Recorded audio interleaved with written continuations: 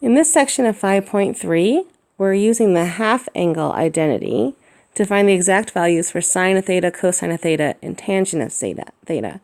So if my clue is that I want to use the half angle identity, then the theta must be that half angle. So that's because I'm using the half angle to find cosine of theta. So theta is a half angle. It's a half angle of something. That something is u. So that means that u equals 2 theta, which I'm going to need when I plug it into right there. So sine of theta equals sine of u over 2, something else over 2. What is that something? So that is u is 2 times theta, so that means u equals 2 times pi over 12, since theta is pi over 12, which is equal to pi over 6 when I reduce it. So this equals sine of pi over 6 divided by 2. So I'm finding the half angle of pi over 6 in order to evaluate I'm finding the sine of the half angle of pi over 6 in order to find the sine of pi over 12.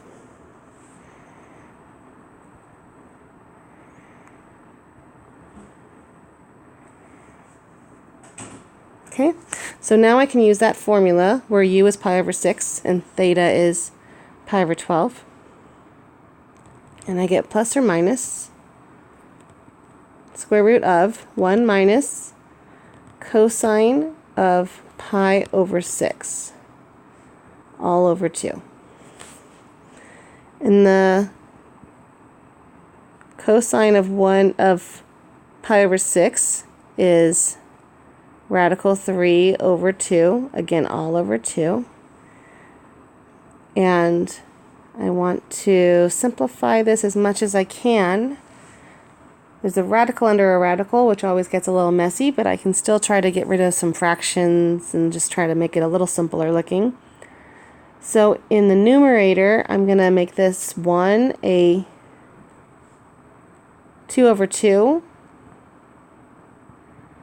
So I can do some subtraction with the common denominator. And instead of a fraction bar over 2, and with a 2 in denominator, I'm going to do a divided by 2. Or multiplied by 1/2.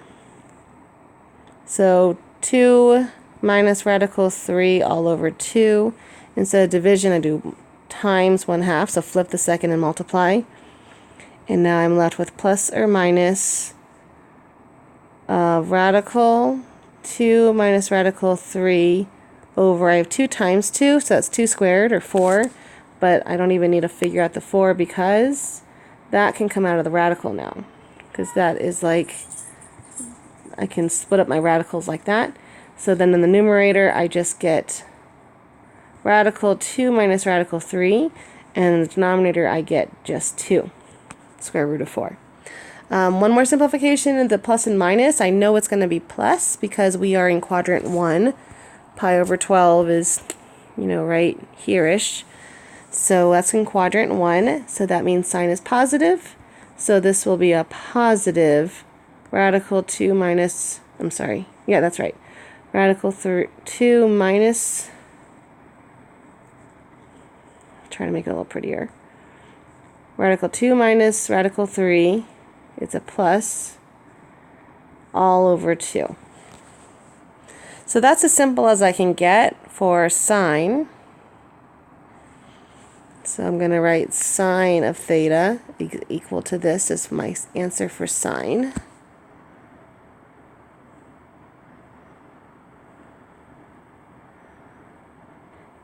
So that's my final answer for sine. I still need to find cosine and tangent, so I'm going to need a little more space.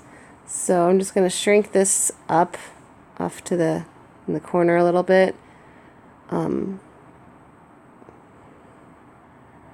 I'll put it off in the bottom left corner and then move on with cosine. So there's sine. And then I'm going to do cosine in purple. So it's a very similar formula, and I already have the same u, so I'm going to do the same thing. So cosine of pi over 12 is equal to the cosine of the half angle of twice pi over 12, which is pi over 6 over 2. So that's another way of writing pi over 12, which equals plus or minus radical 1 minus, I'm sorry, instead of a minus, so last time I had a minus, my difference in my cosine formula is that now I have a plus. So plus, but the same values, so I really could have just skipped down and copied my steps from the last one. So 1 plus cosine of pi over 6 is radical 3 over 2 again, just like it was a few minutes ago. And that equals, so again I'm going to split that 1 into a 2 over 2 so that I can add it to the radical 3 over 2. And then I'm going to divide that by 2. Which gives me plus minus square root of 2 plus radical 3 all over 4, 2 squared, which equals, and again I can split that, the radical is still on top of the numerator, but in the denominator I take the square root of 4 and I get 2. So you'll notice that these look very, very, very similar since they're using the same values. The only thing that changed was that minus sign became a plus sign. All right, and then finding, so that's cosine. So let me actually finish that up a little. Cosine of theta, which was pi over 12, is equal to plus or minus square root of 2 plus radical 3 over all over 2.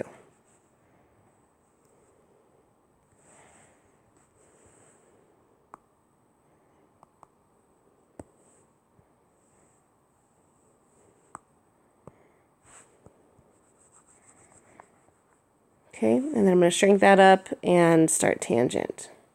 Whoops, sorry. So with tangent, we do have four different options really with tangent. The one that I wrote up here uses the answers from the last two. So that's sine over cosine, and when I do that, my common denominator of 2 will drop out. Oops, I'm sorry.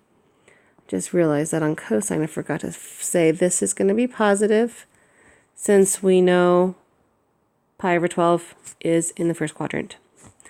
All right, so back to tangent. Sorry for that detour.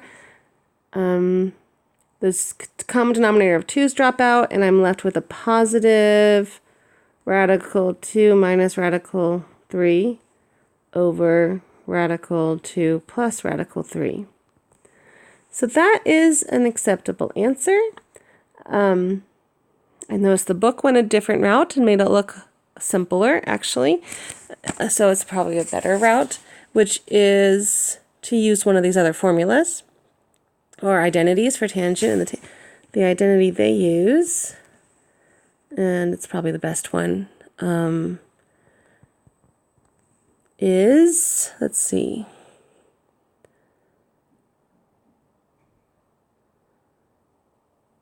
So I would want my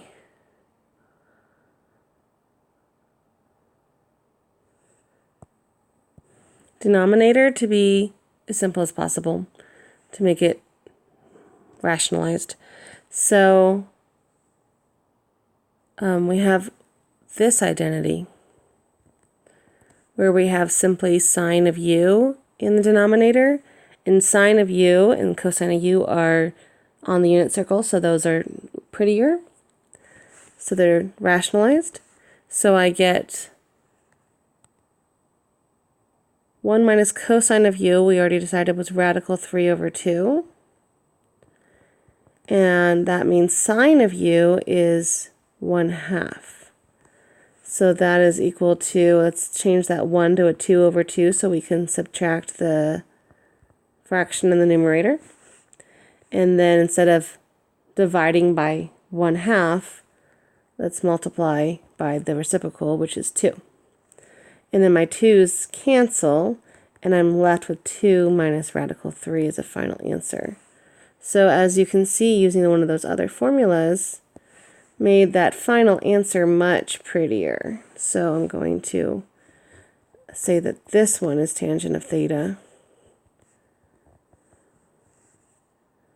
as a final answer.